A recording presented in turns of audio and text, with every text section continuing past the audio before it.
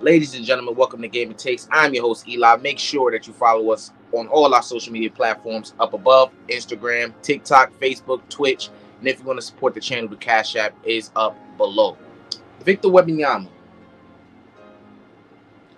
I think it's very unfair. And I was saying that if he doesn't live up to the expectation of being as good as LeBron James or as good as Michael Jordan, or even better, that he will be a bust in my eyes because of those comparisons. But I have to fall back on that because those are not expectations that I have for him. So I'm going to use my opinion of this, because I think it's kind of ignorant to say, oh, if he's not, better than Michael Jordan or as good as Michael Jordan or as good as LeBron or better than LeBron, then, he's a bust. I think those expectations are people just being very ignorant, knowing that he's not going to be that, and just want to make those conversations so they can say, oh, he's not that good or this and this and that.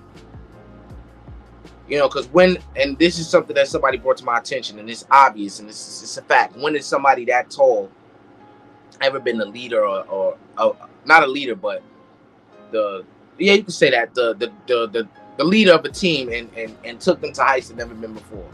Somebody that tall with that skill set hasn't happened really. He's 7'3". He's one of a kind, bro. That hasn't happened. So for people to think that, but put those expectations on him because of the hype he's getting, I think they're just jealous of the hype he's getting. So we want to put those expectations on. Oh, he's the best prospect. So yeah, he's gonna be. Yeah, he better be better than Michael Jordan. He better be better than LeBron. Those are not expectations that he was saying. He didn't say he was gonna be better than them dudes. He didn't say that. This is what the media is pushing on him. The media is setting him up to fail. That's the realization I have to come to. I have to be fair about this.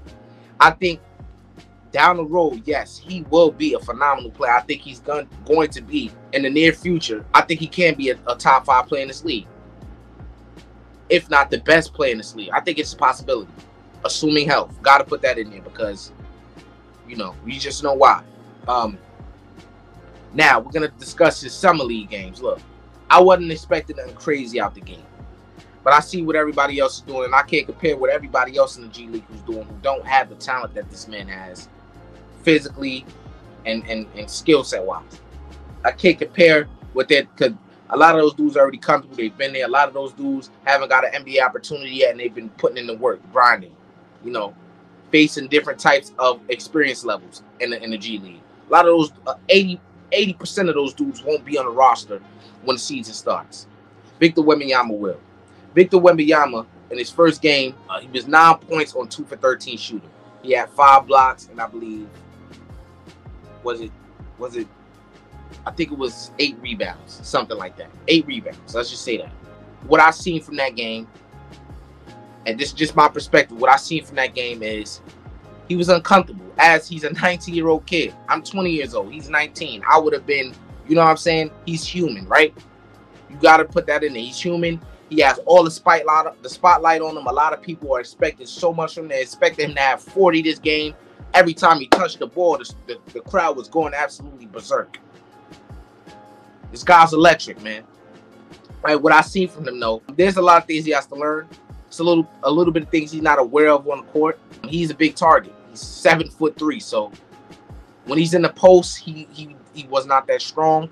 And this is against littler guys. He wasn't able to force them back so he could get to the spot and lay the ball up. That's what I did realize. He wasn't able to protect the ball as well. He got stripped a couple times when he was trying to post up. Like I said, his awareness, that's something he has to work on. This was in the first game. Also, I realized that his handles are what they are. He has a really tight handle for his size. Really tight handle.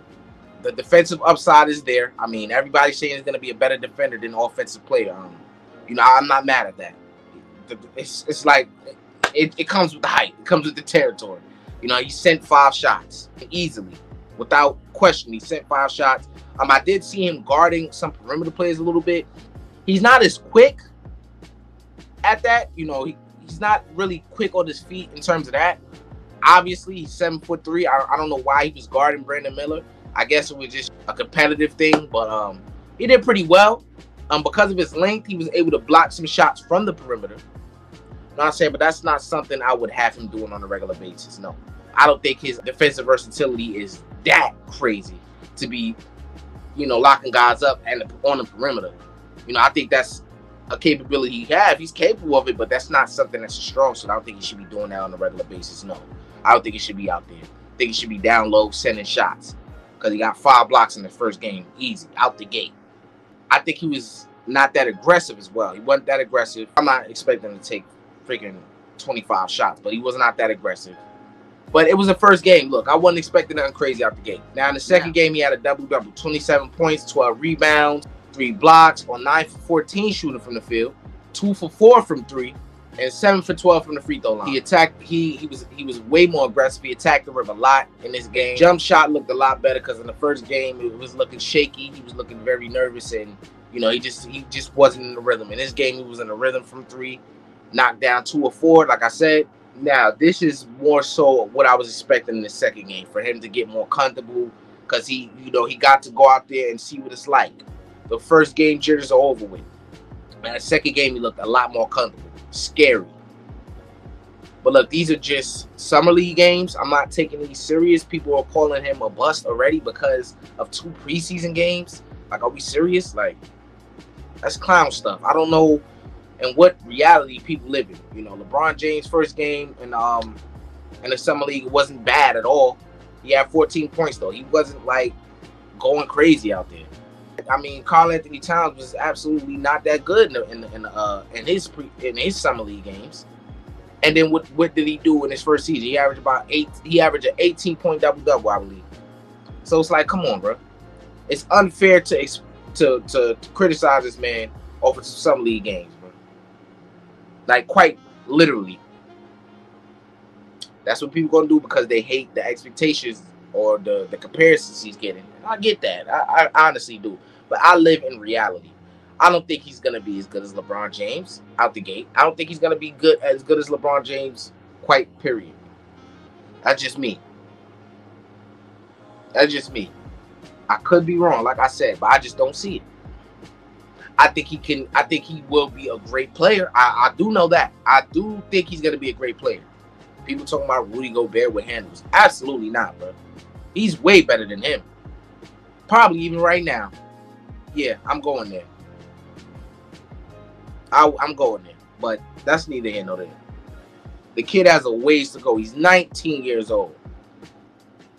Now, I know, I get it. What LeBron James was doing at 19. Came in the league at 18, I believe. Drafted out of high school.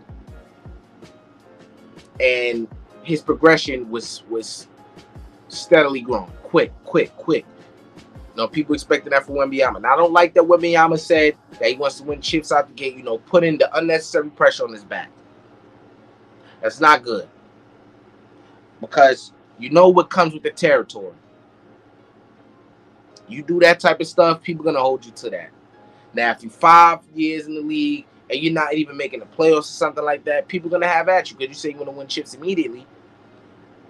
Now, I don't think he's going to be a player that's going to move the needle for this team out the gate. There are not many players like that in history. LeBron didn't even do that. Tim Duncan is one of those rare cases that did that. For the same organization, the Spurs. He has a lot of great personalities around him. Not only does he have Greg Popovich, but a lot of the veterans that did a lot for that organization. The Tony Parkers of the world, the Tim Duncans of the world, even Manu, wherever he may be. We talk to them as well. So he has a lot of personalities in the organization who are willing to be a part of making him great. So I have nothing but high hopes for him, bro. Nothing but high hopes. Not the hopes that other people have. Just my hopes. Just my realistic hopes for the guy. Do I think he's going to be a better defensive player than offensive player? I don't know.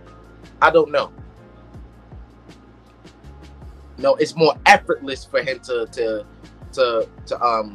be successful with defense. I do know that as of this moment. But do I know he's going to be a better defensive player than offensive player? I don't know that. I don't know that yet. Well, I have to see. I don't know what this guy's I don't know what his strong suit is going to be over a course of an entire career. But I do know people that want to hate and sleep on him continue to do that. Because I think he's going to shut a lot of people up. I think he will. He's going to be great, man. He's going to be great.